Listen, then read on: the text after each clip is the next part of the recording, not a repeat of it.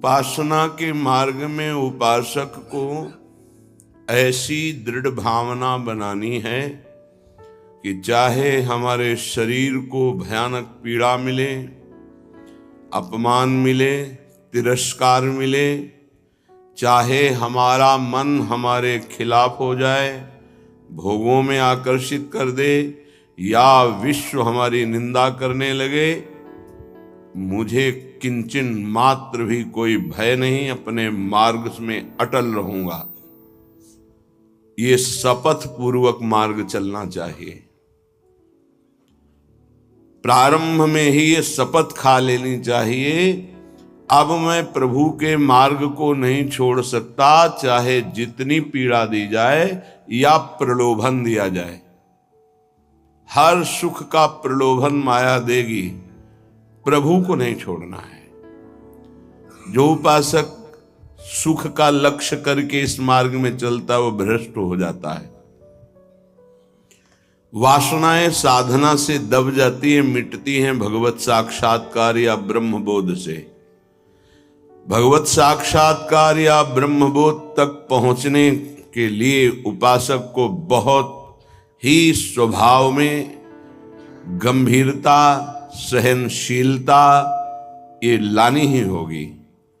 अगर वो गंभीर स्वभाव का नहीं है, अपनी बातें दूसरों से बताएगा तो परमार्थ से वंचित हो जाएगा। अनुभव की बातें या अपनी कमी की बातें दोनों नहीं बतानी।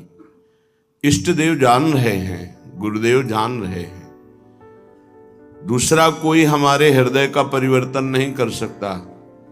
अगर हमारे हृदय का परिवर्तन कर सकता है तो हमारा आराध्य देव कर सकता है। आराध्य देव सर्वज्ञ है, इसलिए मुझे कहने की जरूरत नहीं। जो अनुभव हो रहा है उसे गुप्त रखो, क्योंकि वही अनुभव परमात्मा साक्षात्कार की मंजिल दृढ़ कर देगा। अगर अनुभव बताने लगे तो खाली हो जाओगे, परमार्थ में चलने की योग्यता खो दोगे। इस बात को धैर्यपूर्वक समझिए। चाहे जितना कष्ट हमें मिले, शारीरिक या मानसिक, हम प्रभु के मार्ग को अब छोड़ने वाले नहीं। ये शपथ खानी चाहिए। हम प्रभु के मार्ग में जैसे हैं वैसे ही चलेंगे। जितना सुधार प्रभु कराते जा रहे हैं उतना होता जा रहा है। हम प्रभु के मार्ग को नहीं छोड़ेंगे, चाहे जैसी परिस्थिति आ जाए। हम गिर सकते हैं, फिसल सकते हैं, लड़खड़ा सकते हैं, पर ना तो रुक सकते हैं और ना लौट सकते हैं। ये शपथ खानी चाहिए। अगर ये निष्ठा नहीं है तो फिर बहुत बड़ा भयावह दृश्य उपस्थित करेगी माया, भीतर और बाहर से। समय आएगा आप लड़खड़ा जाएंगे। आपको प्रलोभन ऐसा मिलेगा कि आप इसे छोड़ करके माया में रमण करें। प्रलोभन में बहुत मिठास नजर आती, पर होता बहुत जहर है। सकामता उत्पन्न होते ही जो जलन होती है वो सकामी पुरुष नहीं जानते, वो भगवत मार्ग के पथिक जानते हैं कि कामना कितना बड़ा जहर है और कैसे जलाती है रात दिन। इसलिए उपासक को निष्कामता पर ही अपनी स्थिति स्थापित करनी चाहिए। सकामता को तत्काल काटना चाहिए। अगर सकामता रही तो 20 वर्ष साधन करने के बाद भी वो भ्रष्ट हो जाएगा। इस शब्द को बहुत सूक्ष्मता से अनुभवपूर्वक बोल रहे हैं। छोटी सी दबी हुई वासना 20 वर्ष साधन करने के बाद भी वो अपना प्रबल रूप धारण कर लेगी और साधक को गिरा देगी। ढूंढ ढूंढ कर अंदर की वासनाओं को नाम जप के द्वारा भस्म किया जाता है।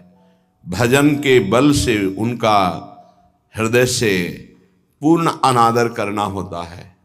अनादर ही उनका नाश है, आदर करना ही अपना नाश है। बस ये ध्यान रखना है। सकामता ही हमारा पतन है, निष्कामता ही हमारी स्थिति है। धैर्यपूर्वक सहन करना ही यात्रा है। सहन न कर पाना, टूट गए या प्रलोभन में आ गए तो इस मार्ग से गिर जाएंगे। देखो श्रीपाद प्रबोधानंद जी महाराज कैसी निष्ठा का वर्णन करते हैं, धाम की निष्ठा। कह रहे हैं कि छिद्देत खडशः इदं यदि मे शरीरम घोरा विपद विततयो यदि वा पतन्ति हाहंत न तथापि भूयात् वृंदावनादितर तुच्छ पदे पिपाशा। बहुत उच्च कोटि की वृंदावन की निष्ठा है श्रीपाद प्रबोधानंद जी की। बलिहारी है इन महापुरुषों की कि इन्हीं के वचनों की जूठन पाकर अपने हृदय में कुछ निष्ठा आती है।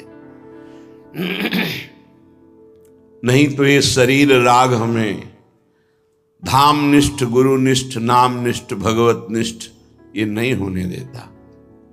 इस शरीर संबंध ही भगवत संबंध दृढ़ नहीं होने देता। अनंत जन्मों से हम भटक रहे इन्हीं शरीरों के संबंध में। ये पत्नी, ये पुत्र, ये पिता, ये माता, ये रिश्ते, ये नाते, ये सामग्री, ये भोग, ये बैंक बैलेंस, इसी का आश्रय लेकर हम भगवान से विमुख हो चुके हैं। कैसी अद्भुत निष्ठा। छिद्देत खडसा इदम यदि में शरीरम घोरा विपद विततयो यदि वा पतंती। यदि मेरे शरीर को पीड़ा पहुंचाई जाए वृंदावन में, अस्त्र शस्त्रों के द्वारा छेदन भेदन किया जाए, तो भी मैं कभी वृंदावन को नहीं छोड़ सकता। ये बात समझनी चाहिए। बहुत बड़ी उपलब्धि है, बहुत बड़ा सौभाग्य है यदि आपको यहां एक दिन भी वास करने को मिल जाए। फिर जिनको आजीवन वास मिल गया है तो दुर्भाग्य है कि वो प्रिया प्रीतम का चिंतन नहीं करते हैं, सत्संग नहीं सुनते, श्री जी की लीलाओं का गायन चिंतन नहीं करते, व्यर्थ में समय नष्ट करते हैं। दिव्य कृपा हो गई वृंदावन वास की, पर उसका लाभ नहीं ले पा रहे। वृंदावन बसिके इतनो बड़ो सयान, जुगल चरण के भजन बिन निमिष न दीजे जान। पलक झपकने के समय को निमिष कहते हैं। इतना भी समय प्रिया प्रीतम के भजन से अगर खाली गया तो हमारा दुर्भाग्य है, हानि है, विपत्ति है। अगर निरंतर हमारा स्मरण वृंदावन में चल रहा है तो वास्तविक तन मन के बन से ये अब वृंदावन वास हो रहा है। इसीलिए उपासकों से प्रार्थना करते हैं कि उठते बैठते चलते फिरते नाम जप करते रहो, प्रिया प्रीतम को मत भूलो। ये तुम्हारा बैंक बैलेंस तुम्हारे साथ नहीं जाएगा, ये तुम्हारी प्रवीणता संसार के व्यवहार की ये नहीं जाएगी, ये तुम्हारा शरीर सुख या संपत्ति सुख ये तुम्हें प्रियालाल से वंचित कर देगा। इसका भरोसा मत करो, ये मायाकृत है। भरोसा करो प्रभु का, भले सब कुछ बना रहे, उसका भरोसा मत करो। ये सब टिकाऊ नहीं है, परिवर्तनशील है। ये शरीर नाशवान है, इसको इतना प्यार मत करो कि प्रभु के प्यार का मार्ग ही छूट जाए। कैसा मंद बुद्धि हो जाती है उपासक की, कैसा विचार हो जाता है कि वो शरीर पोषण के लिए, इंद्रिय भोगों के लिए प्रभु को छोड़ देता है, धाम को छोड़ देता है। ऐसा है, वो धाम को छोड़ देता है, प्रभु को छोड़। एक विषय, एक इंद्रिय मन के साथ मिलकर ऐसी ठगाई की कि प्रभु से विमुख कर दिया, धाम से विमुख कर दिया, गुरु से विमुख कर दिया। तभी कहा शपथ पूर्वक इस मार्ग में चलना चाहिए। हम तो आए नहीं, हमें लाया गया है। यदि लाया गया है तो अब समझ में आया कि मेरे ऊपर कृपा हुई तो मैं शपथ खाता हूं कि अपने प्राण त्याग सकता हूं, लेकिन अपना मार्ग नहीं। पक्का।